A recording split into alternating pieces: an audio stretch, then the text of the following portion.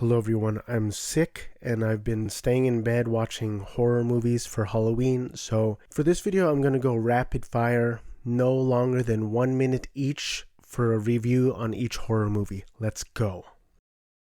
First up is Caveat. It is directed and written by Damien McCarthy in his feature directorial debut. He also directed Oddity, which is really good. For Caveat, I felt a little lost with the plot, but it's about this guy Barrett who asks this drifter Isaac to come to this weirdo isolated island to watch over his niece because the niece, her father recently killed himself, and then the wife is missing, so she's all alone. So Barrett's asking Isaac to come to this weirdo island, and then, one caveat, you have to wear this super weird leather metal steel vest that you can still walk around in, but you can't enter certain rooms. Then the movie gets weirder and weirder from there. There's some really intense imagery. This is the spookiest movie I've seen in a long time, but it's worth it. Go check it out.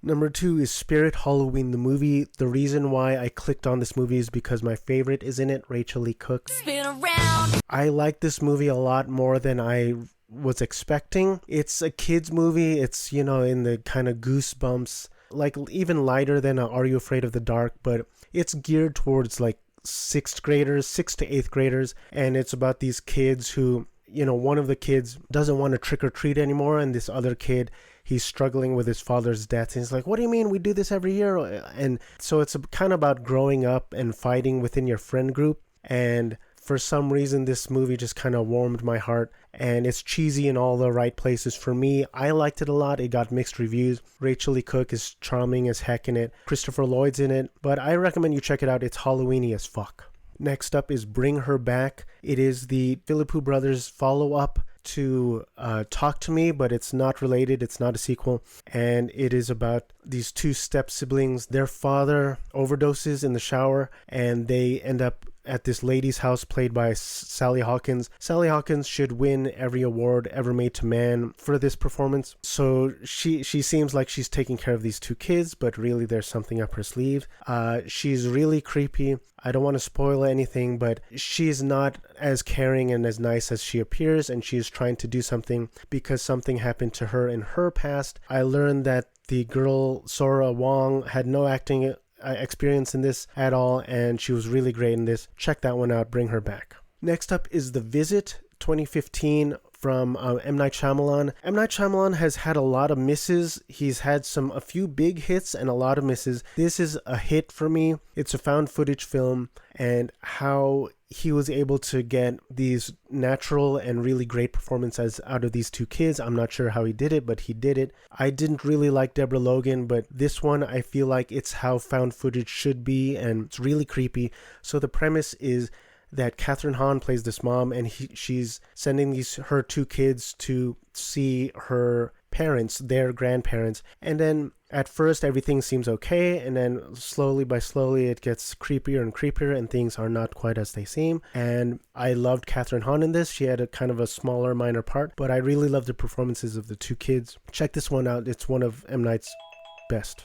Next up is The Autopsy of Jane Doe, from 2016, directed by Andre Overdahl. This stars Brian Cox and Emile Hirsch as a father and a son. They're working at this morgue, and they're doing autopsies, and they have to figure out the causes of death of these recently dead people or recently found people. And it's creepy, it's really unsettling, and it gets creepier as the movie goes. I kept thinking it's really unfortunate what happened to Emile Hirsch, and he strangled that lady at the party, because the performances are really good. The one thing I thought was weird is, well, I don't want to spoil it, but the model was hot even though she was dead and pale on the table, but she was hot.